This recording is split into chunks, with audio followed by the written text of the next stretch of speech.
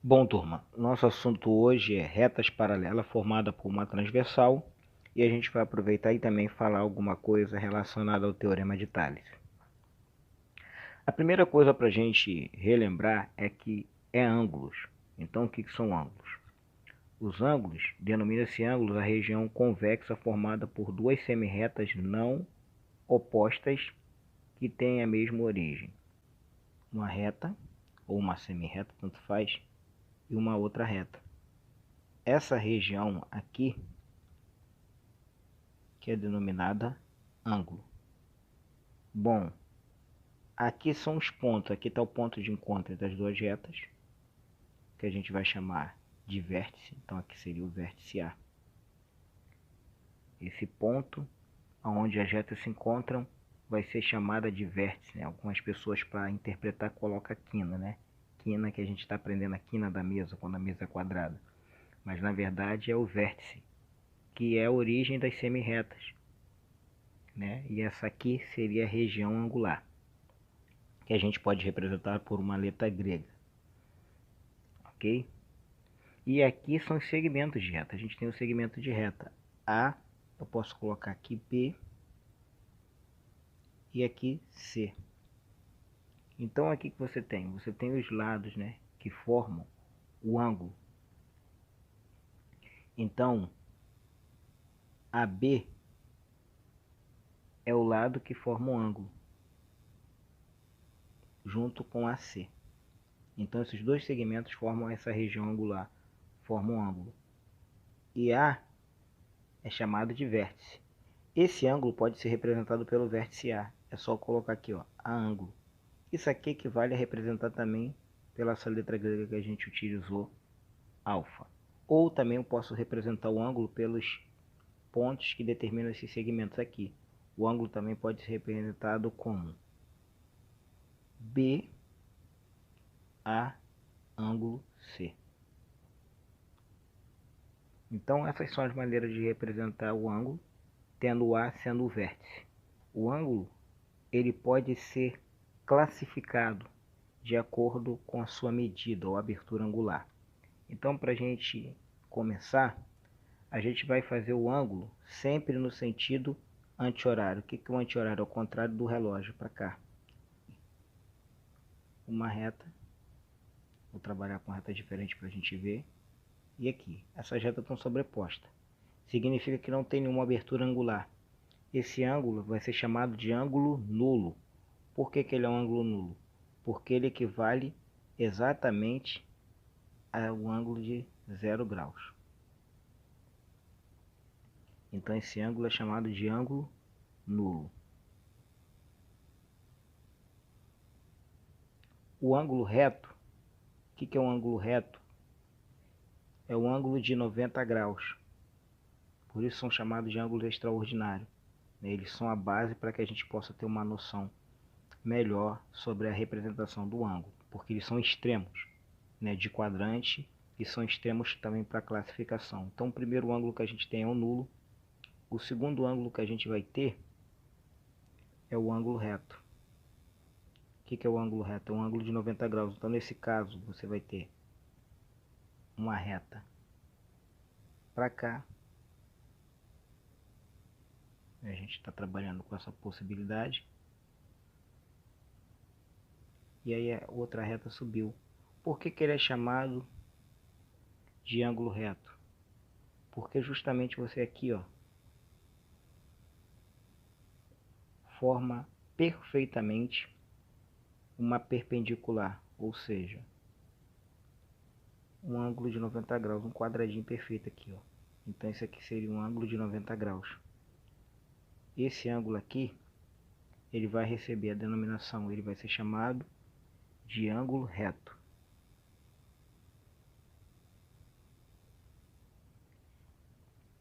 Então, um ângulo reto, só para a gente lembrar, é um ângulo de 90 graus.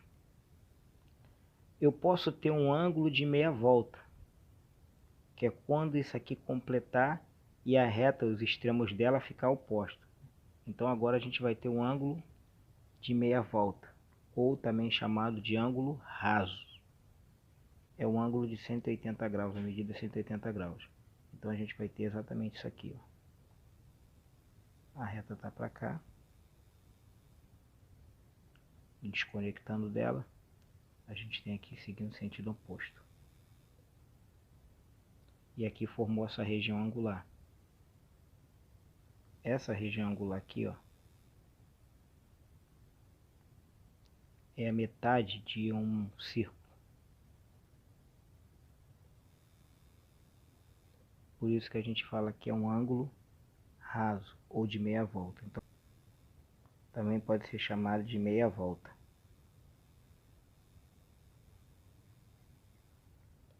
Ok? Esse ângulo, então, a medida dele é 180 graus. E aí, para completar, a gente vai dar uma volta completa. Quando a gente completar a volta, a gente vai preencher. Então, a gente vai ter um ângulo cheio, ou também chamado de ângulo de uma volta. No caso, a medida seria de 360 graus. Então, é como a gente tivesse conseguido completar a volta toda e voltada para o mesmo lugar. Só que diferente do ângulo raso, agora a gente formou a região angular. Então, como se a gente tivesse completado.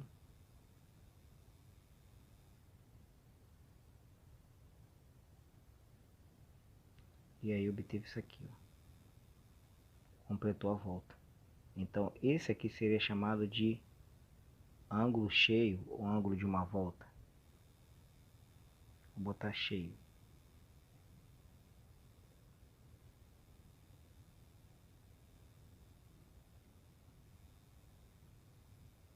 Então essa medida é 360 graus. Ok? Mas eu posso ter ângulos entre esses ângulos aqui. Então o ângulo que está entre 0 e 90 graus também vai receber uma classificação especial.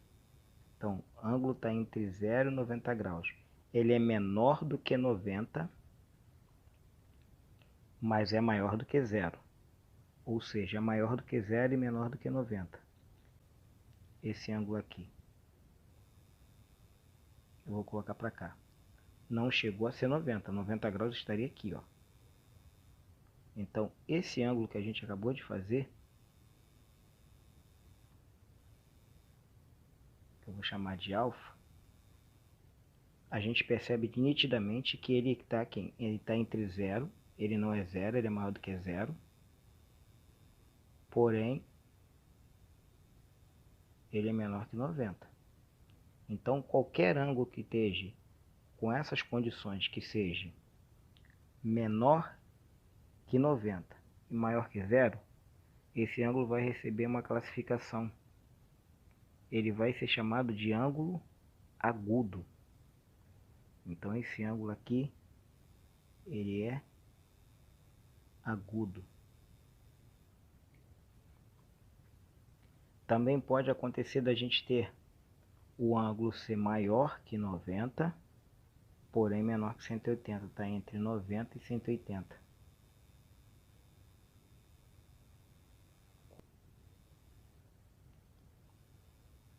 Estaria mais para cá. Ó, percebe que ele não chega a ser 180. 180 é aqui. Também não é 90, porque 90 estaria aqui. Então você tem esse ângulo aqui, ó. Percebe-se nitidamente que esse ângulo ele é maior que 90, ou seja, 90 graus é menor do que ele. Eu vou chamar de alfa. Porém, ele não chega a ser 180, ele não completou meia volta. Então ele é menor que 180. Quando isso acontece, esse ângulo é chamado de ângulo obtuso. Então esse é um ângulo obtuso. Mas também pode acontecer de eu ter um ângulo maior que 180 e menor que 360, que muitos livros às vezes não vêm falando dele, mas existe esse ângulo. Ele pode ser desse formato aqui, vamos supor aqui e aqui. Então você tem mais ou menos isso aqui, ó. ele é maior que 180, porém não chegou a completar a volta 360. Esse aqui seria meu ângulo alfa. Então, esse ângulo, ele seria maior que 180, ou seja, 180 é menor do que ele, porém, por sua vez, ele não chega a ser 360, então ele é menor que 360.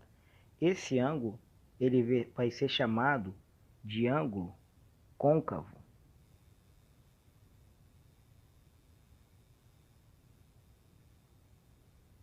Ou reentrante.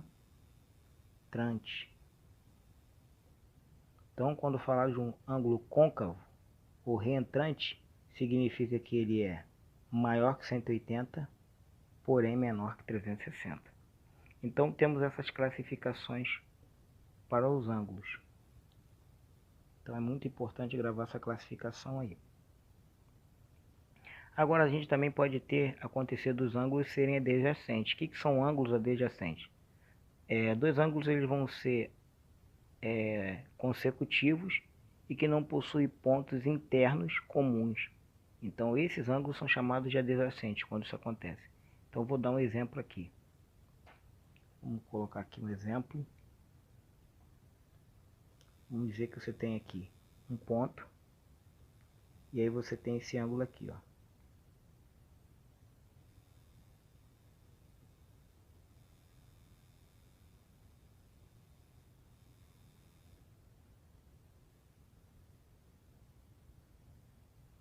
E aí você também pode ter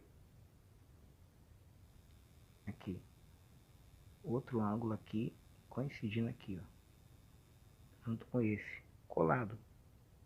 Então esses ângulos aqui vão ser adjacentes.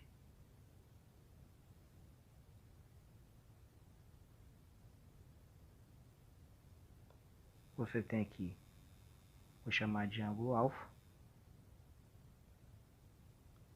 E aqui do lado eu vou chamar de ângulo beta. Perfeito? Então, esses ângulos são chamados de adjacentes.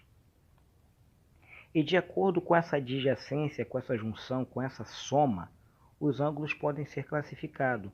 Por exemplo, vamos supor que eu tenho dois ângulos adjacentes. Quando eu junto um com o outro, né, eu tenho aqui que beta mais o alfa, essa soma, forma um ângulo de 90 graus. Quando isso acontece, esse ângulo vai receber a denominação, ele vai ser chamado de ângulos, eles vão ser chamados de complementares.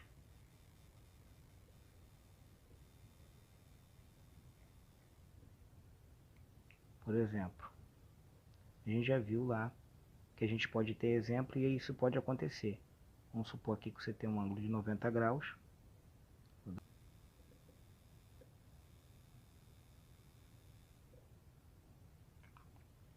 Então, o que a gente acabou de ver agora, você tem aqui esse ângulo aqui. Vamos supor que esse aqui vai ser meu ângulo beta. E esse aqui meu ângulo alfa. Quando eu junto os dois, eu tenho um ângulo de 90 graus. Então, quando isso acontece, esses ângulos são chamados de complementares. Mas pode acontecer dessa junção não formar um ângulo de 90, mas formar para mim um ângulo de 180. Então a gente também vai ver essa possibilidade. Quando a soma de dois ângulos adjacentes formar um ângulo de 180 graus, eles vão ser chamados de suplementares.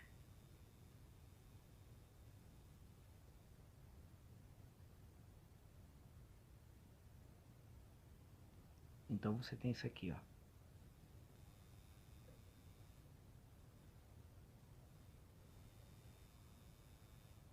Então vamos dizer que aqui é o teu ângulo beta.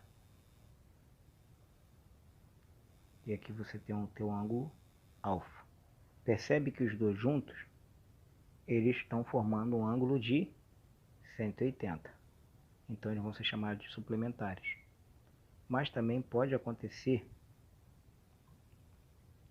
que a soma desses ângulos forma um ângulo de 360. Então você pode ter um ângulo beta mais um ângulo alfa, e essa soma dá 360. Quando isso acontecer, eles vão ser chamados de replementares.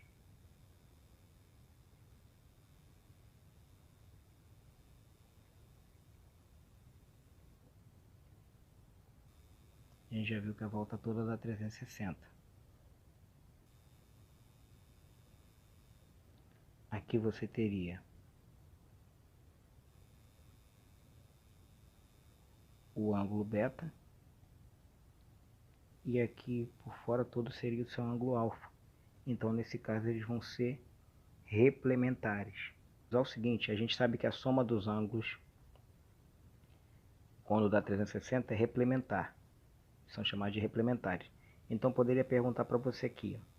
Eu tenho um ângulo de 120 e pergunto para você, qual é o replemento do ângulo de 120? Ou seja, quanto falta para ele ser 360?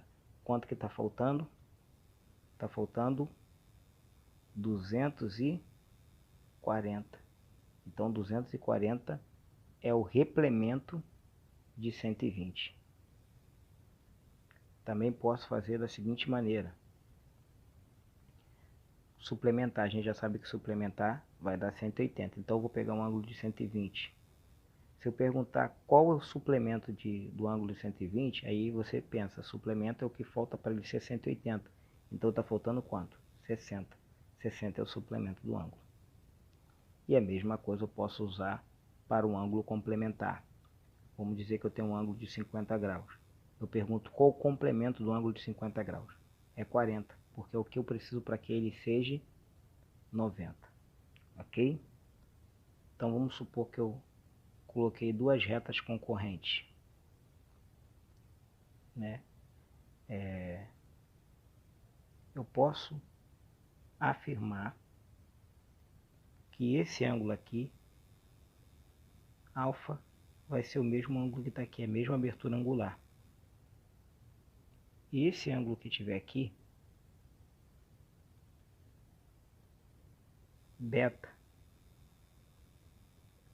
vai ser congruente, vai ter a mesma medida que esse ângulo aqui, também vai ser beta.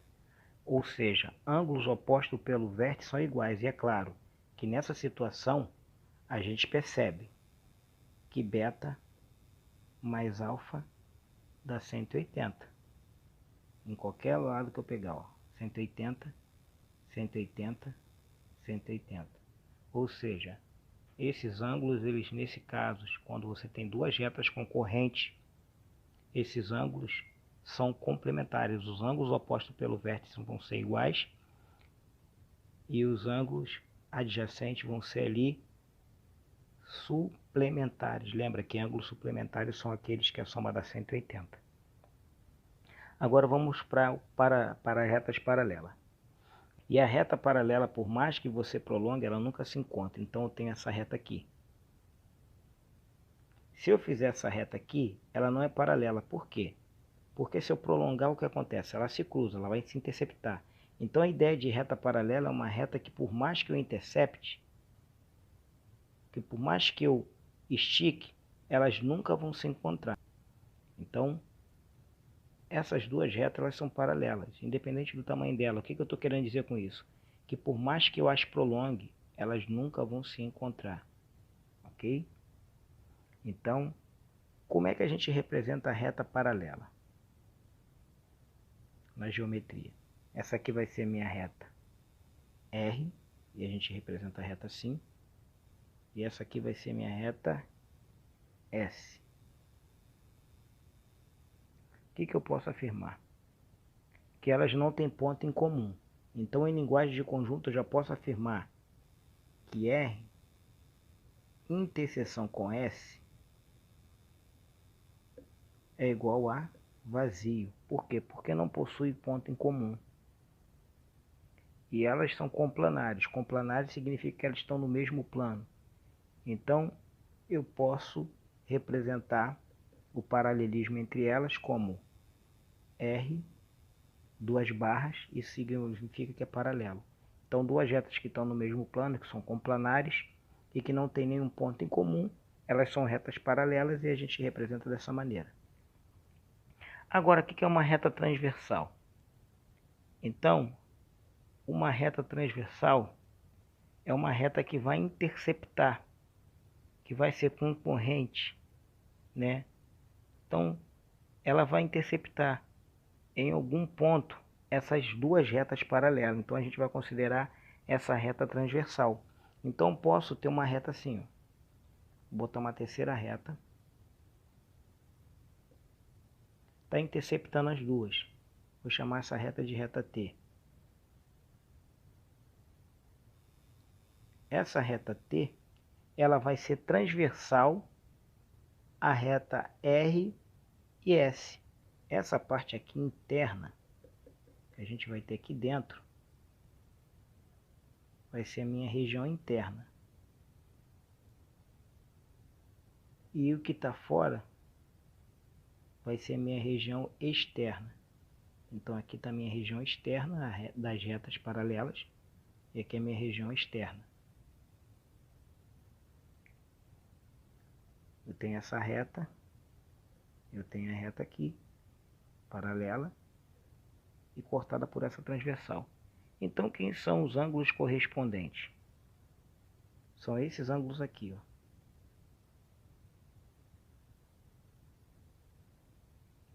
Então, esse ângulo é correspondente a esse. O que isso significa? Significa que se eu puxar essa reta aqui para cima e esse ângulo acompanhar, quando esse ângulo chegar aqui em cima, ele vai coincidir com outro ângulo lá. Então, esses ângulos são ângulos correspondentes. Ou seja, eles têm o mesmo valor. Então, se aqui é alfa, aqui também é alfa. Ok? Só esses ângulos são correspondentes? Não, a gente tem mais ângulos correspondentes. Outros ângulos que são correspondentes também. Esse ângulo aqui. Esse ângulo é também correspondente a esse, ou seja, se esse aqui mede alfa, esse aqui também mede alfa. Também é correspondente.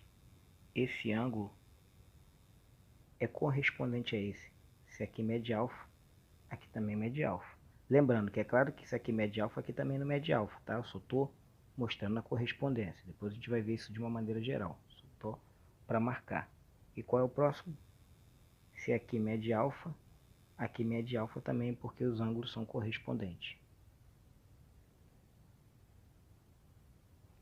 A gente pode ter ângulos alternos e internos. Nesse caso, como é que seriam os ângulos alterno e interno? A gente tem aqui na parte de dentro esse ângulo, aqui vai ser o ângulo alfa, e agora eu preciso fazer que esse ângulo aqui, por exemplo, é o ângulo beta. Eles são alternos, ou seja, são alternados, mas eles são internos. Por quê? Porque está dentro, está na região de dentro. E eu posso afirmar que esses ângulos são iguais. Por quê? Se a gente fazer escorregar esse ângulo, essa reta e essa reta se coincidir, ele vai vir para aqui. E automaticamente ele vai ser oposto pelo vértice. Se ele é oposto pelo vértice, ele aqui é alfa. Ou seja, ângulos alternos internos são congruentes. Porque na verdade está indicando que são ângulos, se a gente fazer as retas coincidir, acaba ficando oposto pelo vértice. Então se ele mede alfa, aqui também mede alfa. Claro que isso com retas paralelas. Qual o outro? Outra maneira de ver. Esse, alfa, e aqui é beta. E como a gente viu, no caso se você fizer escorregar a reta, ele vai parar aqui.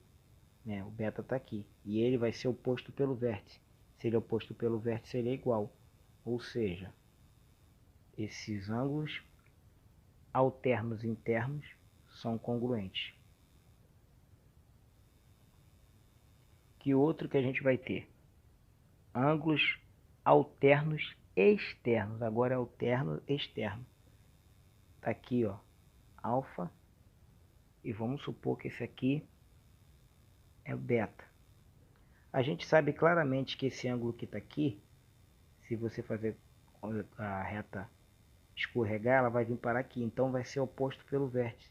Ou seja, esses ângulos alternos internos são congruentes. Então isso aqui é alfa também. São alternos externos. Perfeito? Tem outro também aqui. Outra forma de você ver. Por exemplo, aqui e aqui. Então isso aqui mede alfa, aqui também mede alfa. Por quê? Porque esse ângulo que está aqui é o mesmo que está aqui.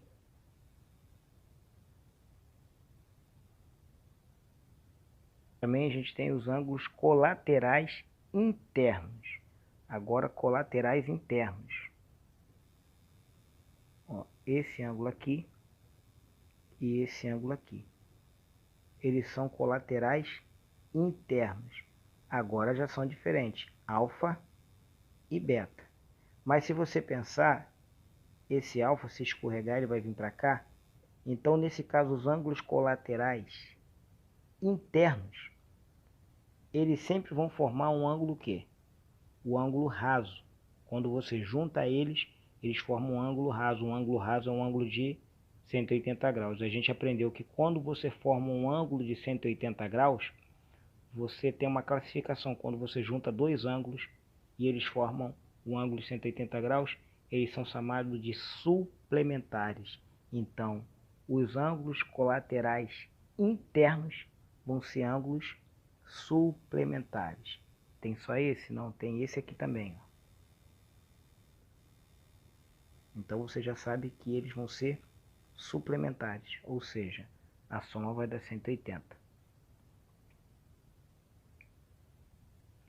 E a gente vai ter também os ângulos colaterais externos. Então vamos ver os ângulos colaterais externos. Seria esse e esse. Agora são colaterais externos. Dá para perceber, obviamente, que seria aqui e formaria um ângulo de 180 graus. Então, alfa, beta. Então, os ângulos colaterais externos também formam um ângulo de 180. A gente vai ter isso aqui, ó. Esse e esse.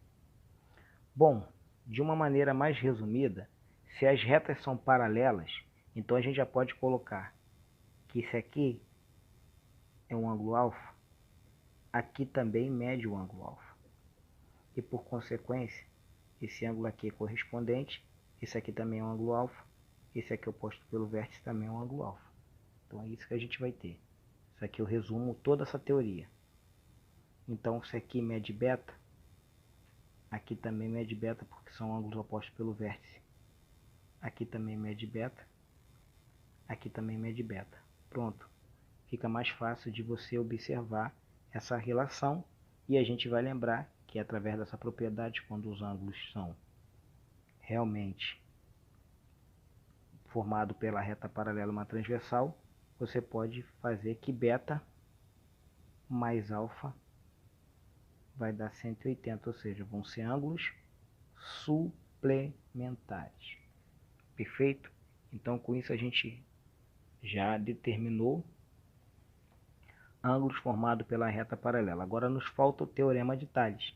Aproveitando que a gente está falando de retas paralelas formada por uma transversal, o teorema de Thales diz que um feixe de paralelas determina em duas transversais quaisquer segmentos proporcionais.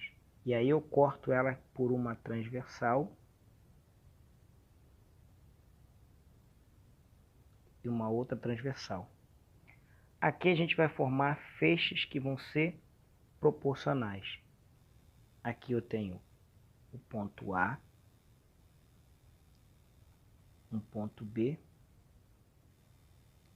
e um ponto C. E aqui eu tenho um ponto D, um ponto E e um ponto F, só para a gente destacar. Perfeito? Então, pelo teorema de Tales, eu vou ter segmentos proporcionais. Esse segmento total aqui, AC,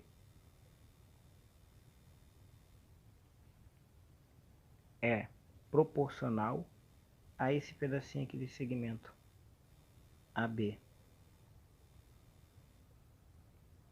E a mesma coisa vai acontecer do outro lado. Esse segmento total, DF, tem que ser proporcional a esse pedacinho, ao segmento DE. Eu estou reproduzindo a mesma coisa que eu fiz lá do outro lado. Que também posso falar, nada me impede de dizer, né, eu peguei a parte, que o segmento aqui formado AB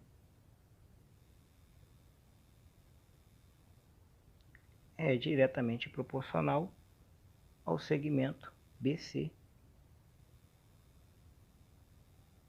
E isso vai valer a mesma coisa para o outro lado. Esse segmento DE é proporcional ao segmento EF.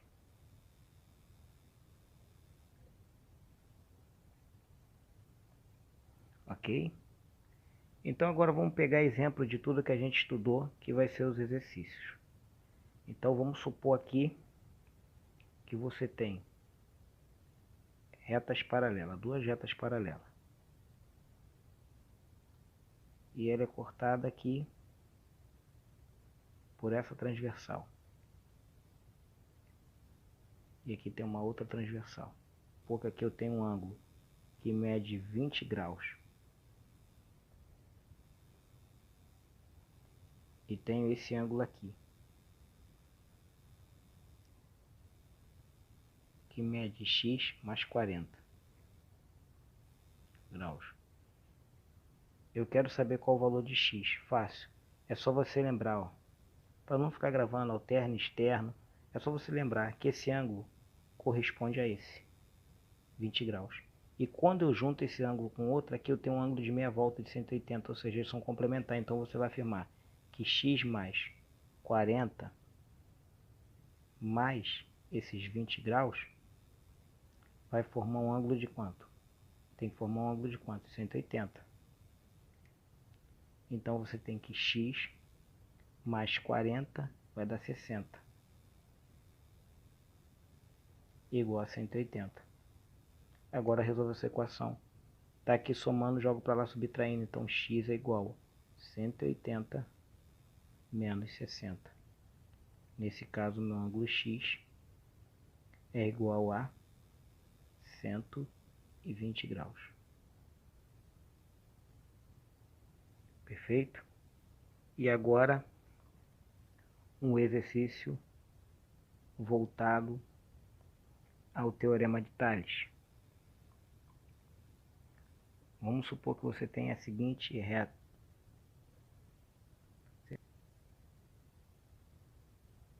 Agora sim.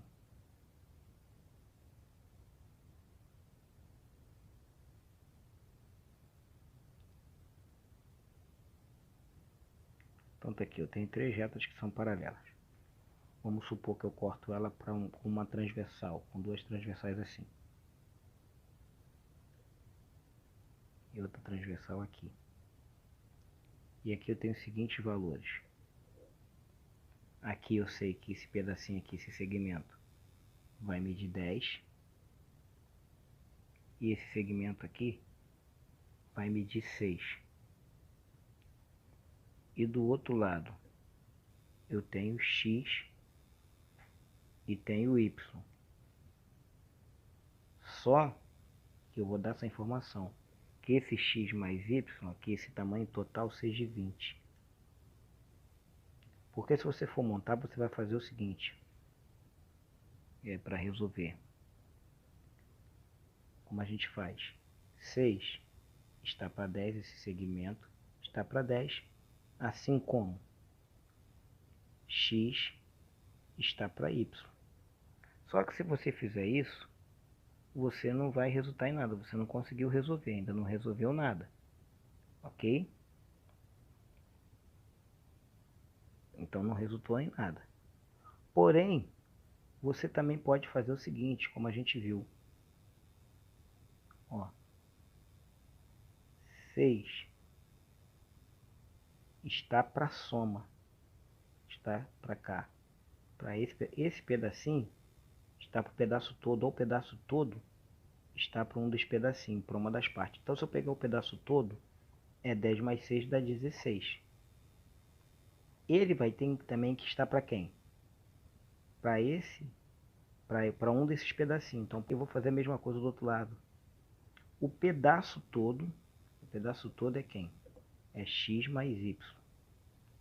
Vai estar para um dos pedacinhos, que é quem? X. Nesse caso, eu sei quem é x mais y, porque o problema falou que é 20.